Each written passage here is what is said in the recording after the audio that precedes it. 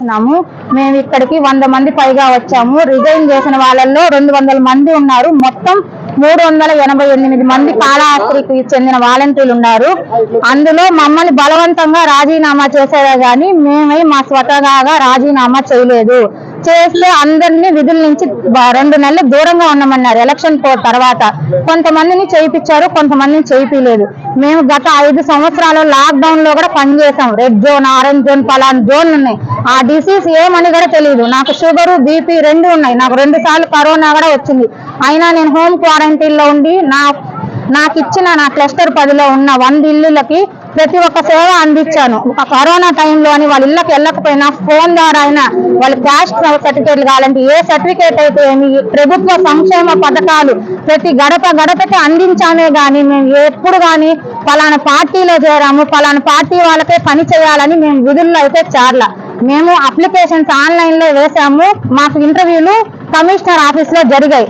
మేము అంతేగాని అవతల వాళ్ళు ఏమనుకుంటున్నారు, మీరు ఆ పార్టీలో పనిచేస్తున్నారు, ఆ పార్టీలో తిరుగుతున్నారంటే అందులో తిరుగుతారు, అందరూ పని చేస్తారు.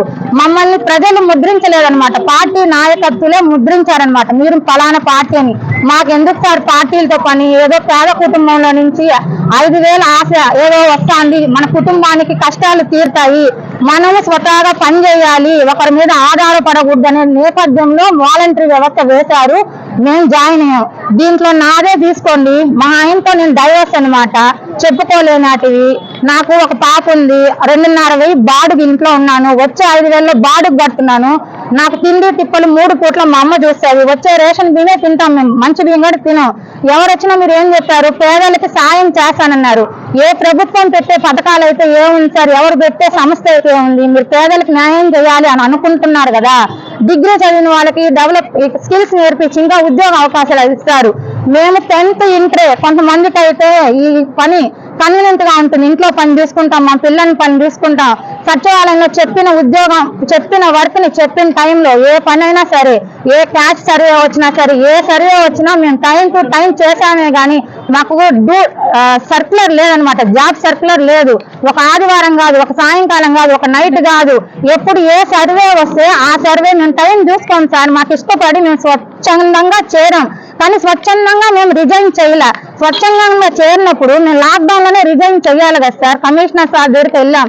సార్ ఏం చెప్పారు, ఆ రోజు రానోళ్ళు ఈ రోజు ఎందుకు వచ్చారంటే, ఆ రోజు మేము అప్లికేషన్ మా ద్వారా ఇలా వేరే వాళ్ళ దగ్గర ఇచ్చారు. అది పేర్లు వద్దు సార్, ఎందుకంటే మేము రాజకీయంగా రావాలా, ఏదో నిరుపేద కుటుంబం నుంచి వస్తా అన్నాం. మాకు న్యాయం చేయాల్సిందిగా మిమ్మల్ని కోరుతున్నాం. మిమ్మల్ని అయితే మేము ఎత్తి చూపించలేదు సార్, అంత తోళ్ళం అయితే కాదు, లేనోళ్ళము.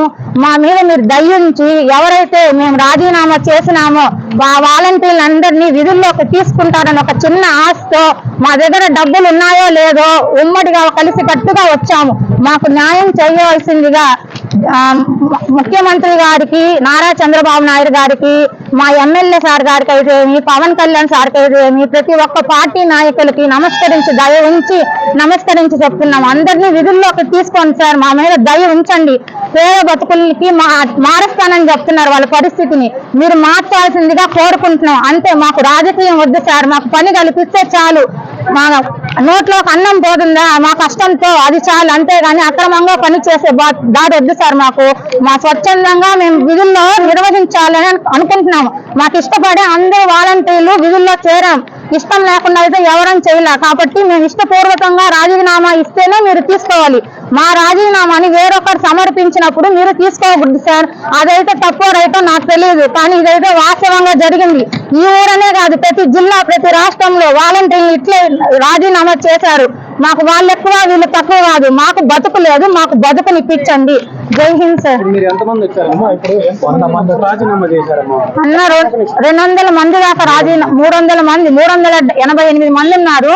దాంట్లో 40 మంది ఎంతమంది రాజీనామా చేయలే. మీరు వాళ్ళందరూ చేశారు, కానీ కొంతమంది ఇక్కడికి రాలేదన్నమాట. మేమే వచ్చాం, మేమే ఆర్డీఓ ఆఫీస్కి తిరిగాము, మేమే మున్సిపల్ ఆఫీస్కి తిరిగాము. మిగతా వాళ్ళకి ఏమంటే మాకు ఇస్తే వాళ్ళకి ఇస్తారని రాలేని వాళ్ళు ఉంటారు. మనల్ని వాళ్ళని పాయింట్ అవుట్ చేయబడలే. మేమందరం స్వచ్ఛందంగా చేయడం, ఇస్తే అందరికీ ఇవ్వండి అని కోరుకుంటున్నాం. మేము చేయలేదన్నా, వాళ్ళు చేయించారు, బలవంతంగా చేయించారు.